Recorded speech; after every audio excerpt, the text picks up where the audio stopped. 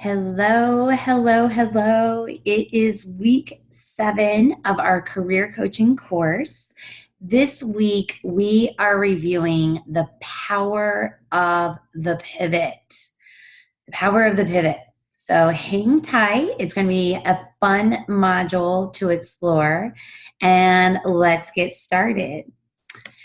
My name is Bernadette Dunn. I am the owner of Bernadette Coaching, as well as the co-founder and principal for Succinct, which is a corporate consciousness coaching, training, and workshop company.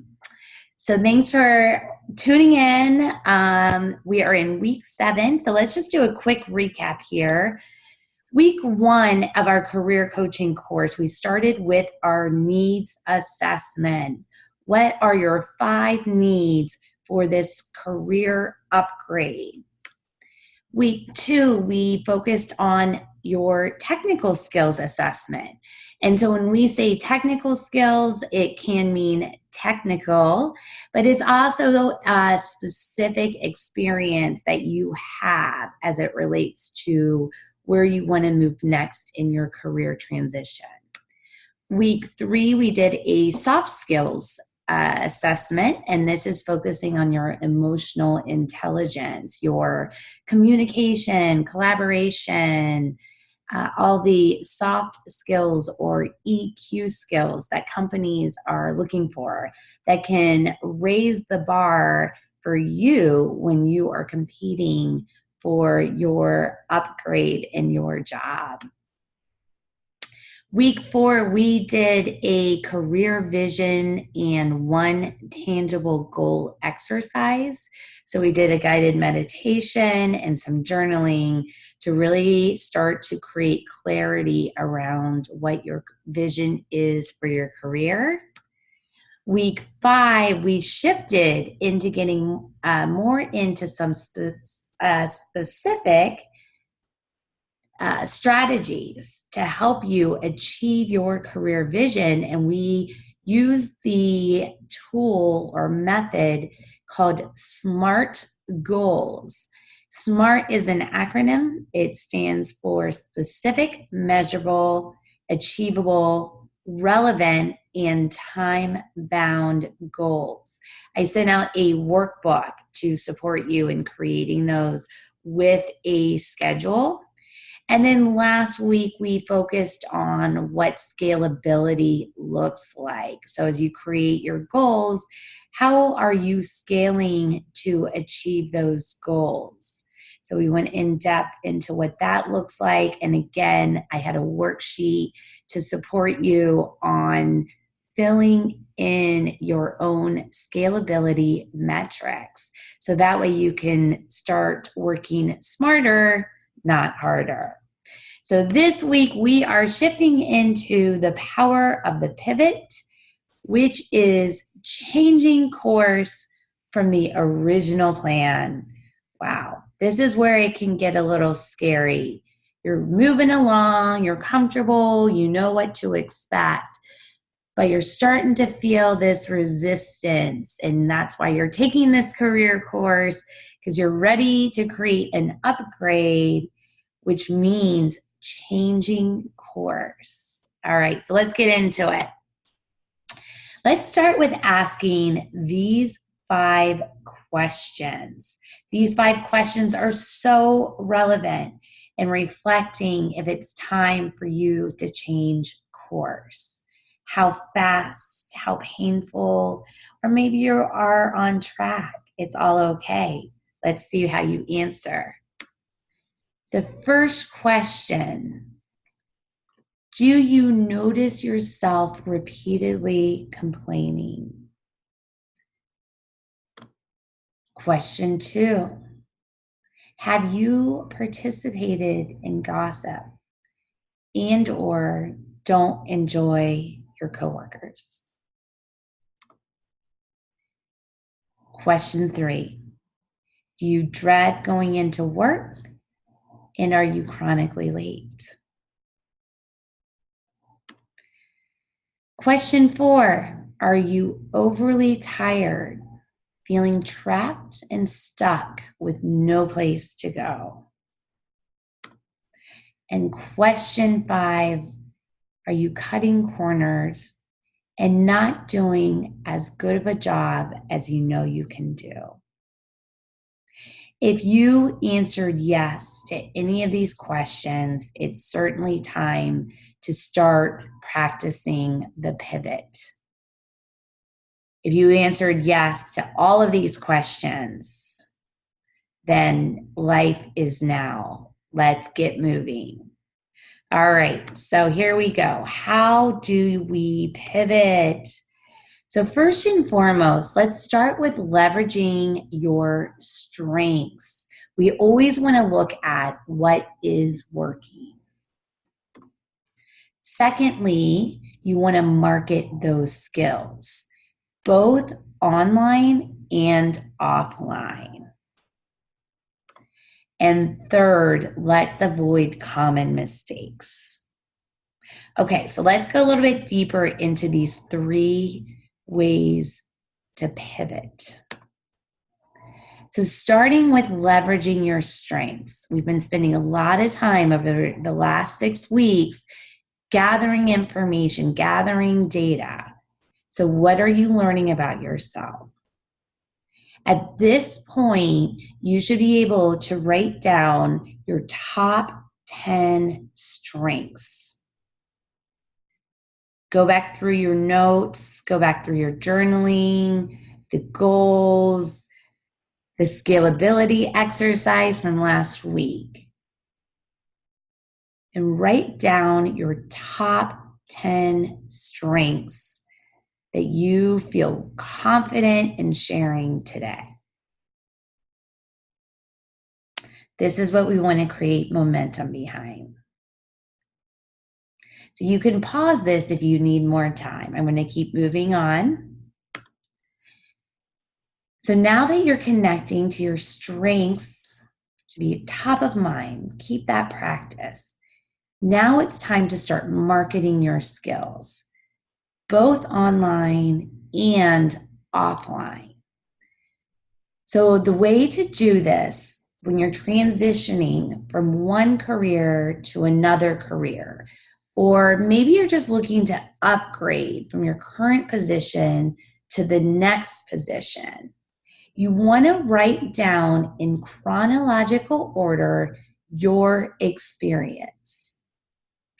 So I'll share a little bit of an example of a more extreme transition using my own experience. I worked in technology sales for 18 years. I now focus on career coaching and workshops and training, specifically in the emotional intelligence leadership category.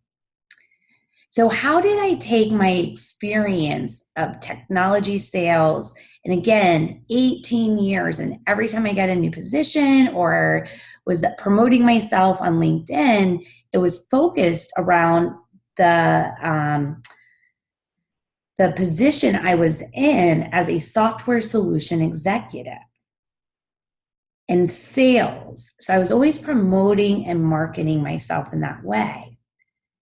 But with this pivot, I then had to rebrand myself.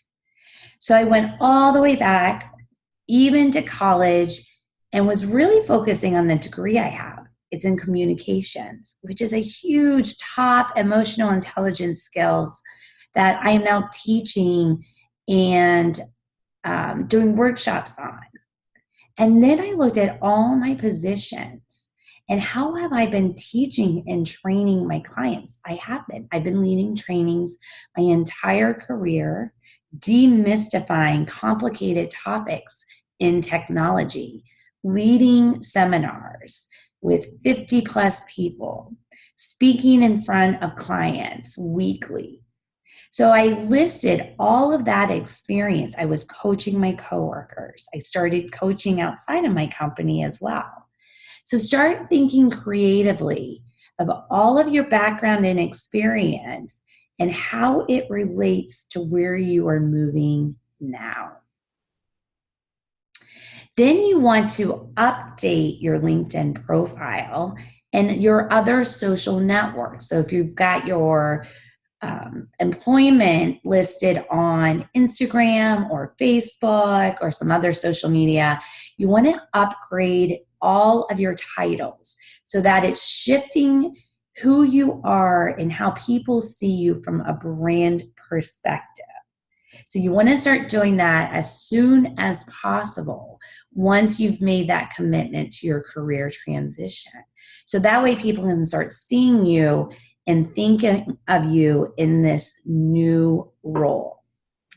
Then secondly, you want to start leveraging your network by helping your closest friends and colleagues understand how your past experience transfers to your new career. So they'll start saying, oh, hey, you've got a new job, tell me more. But you want to help them understand how all your background and experience translates to this new position.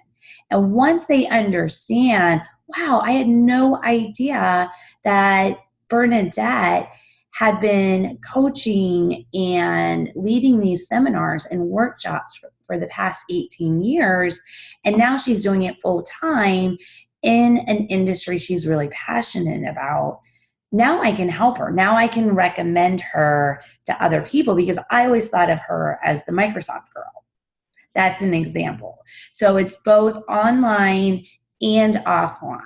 And you want to think of yourself now as this new branded person as it relates to your career transition. So this is a really juicy, powerful pivot that you can start working on right now. But it starts with you. Take this step of writing down in chronological order, because that's going to build your own confidence. That's going to get in your own DNA. Like, wow, I really do have all this experience. I've just been looking at myself in this other position that I've been in, that I've been boxed in. But now I'm going to take myself out of that box and start promoting myself and branding and marketing myself with this new vision, career vision in mind. So exciting. All right. So the third piece of that, so that was a lot. That one I get really excited about. So if you've got any questions, you need help, you can tell I'm super excited about the marketing, the new brand for yourself. But we also want to avoid common mistakes. So first and foremost, be realistic. So I'm like super excited. I'm like, yeah, just go market yourself on LinkedIn and Facebook and talk to your friends. But we also have to have a level of being realistic and patient and understand that this transition can be hard work, okay? So just having a willingness to put the time and the patience into it and setting yourself up for success in that way. But you can still have fun. You can still be like super encouraging with yourself about it. But also just know, I changed my name on top of it. My first name's Lindsay. My middle name is Bernadette. So when I decided to rebrand myself, I went for the whole enchilada. I went with rebranding my name.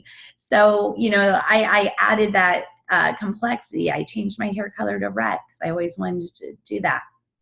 But with that, there's just a little bit of patience of other people getting caught up to where you are. So second thing to remember to support yourself is remember what it's like to be a freshman in high school where everything is new and you're in the big school now. You've got a new locker room, there's new teachers, you're the freshman. There's 3 classes ahead of you that's been there, done that. So just be patient with yourself and have fun being a freshman. What would you have done differently? In my experience, I was looking forward to being a freshman in high school. And I remember like my older cousin and some people like, oh my gosh, it's going to be like so challenging.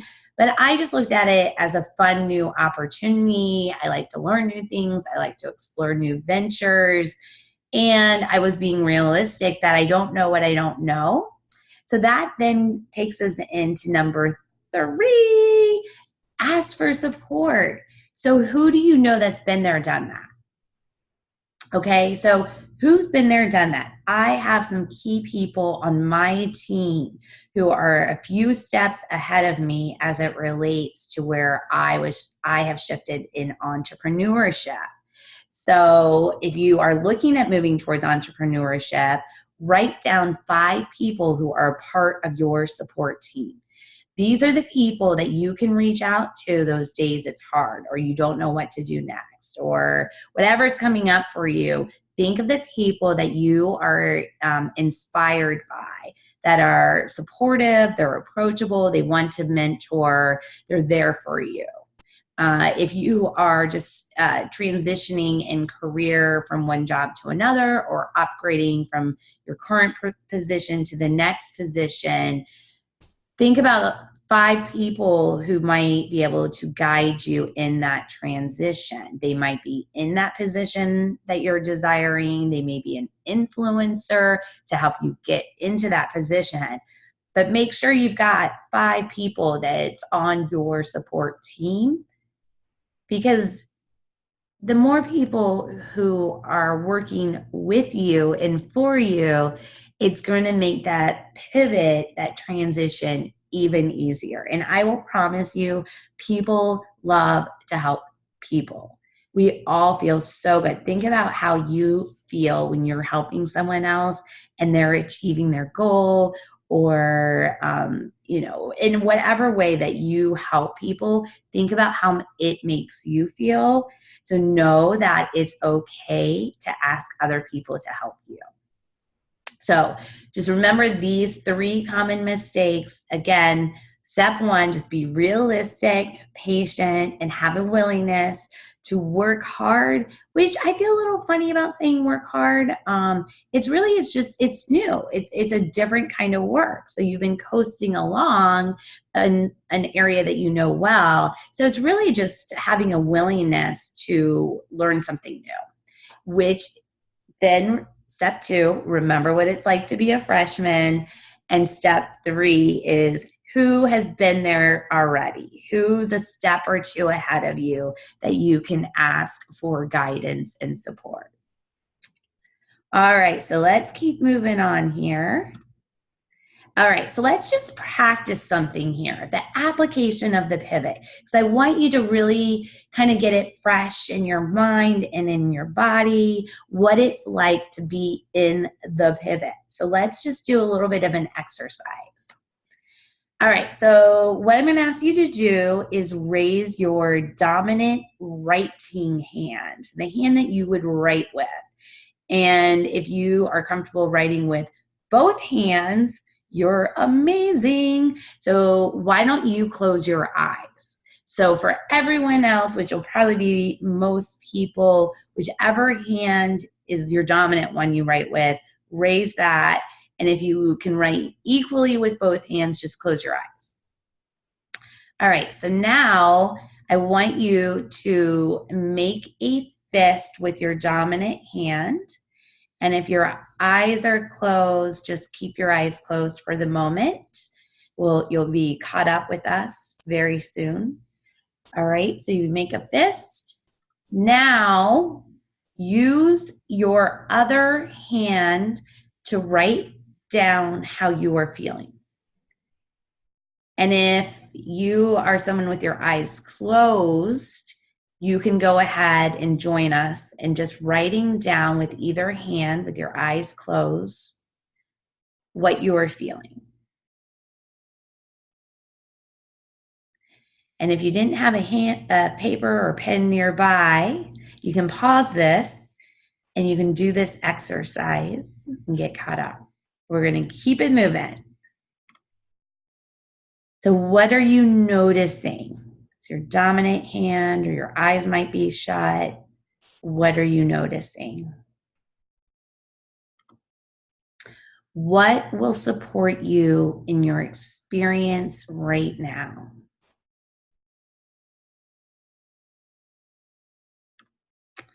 All right, so moving on. The reason I wanted us to do that little exercise, that quick hit application of the pivot in that is, okay, that dominant hand, or if your eyes were shut, this dominant way that we do something all of a sudden changes, and you're being asked to do something new with the less dominant hand, or maybe with the eyes closed. So why I wanted you to pay attention to how you were feeling, what you were noticing, what you needed to do to support yourself, because those are the things that you will be experiencing during the pivot, during career transition.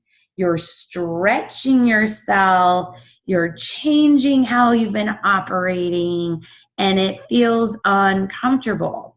And the reason is, I'm going to do a little teaching right now, and this is where I specialize in Bernadette coaching and with our Succinct consultancy services. What we're teaching in corporate culture is the head, heart, and body alignment.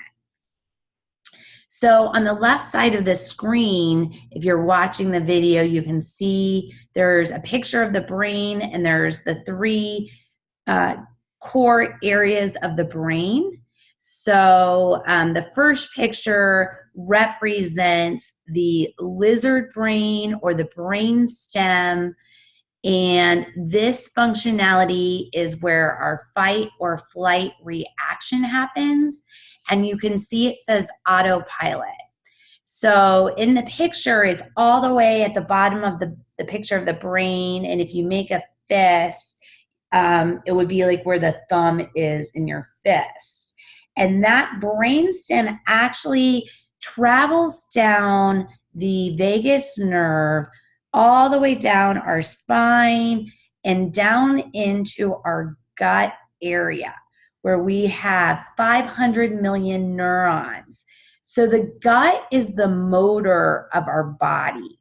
And that's why how it's connected to the fight and flight autopilot experience of how we operate.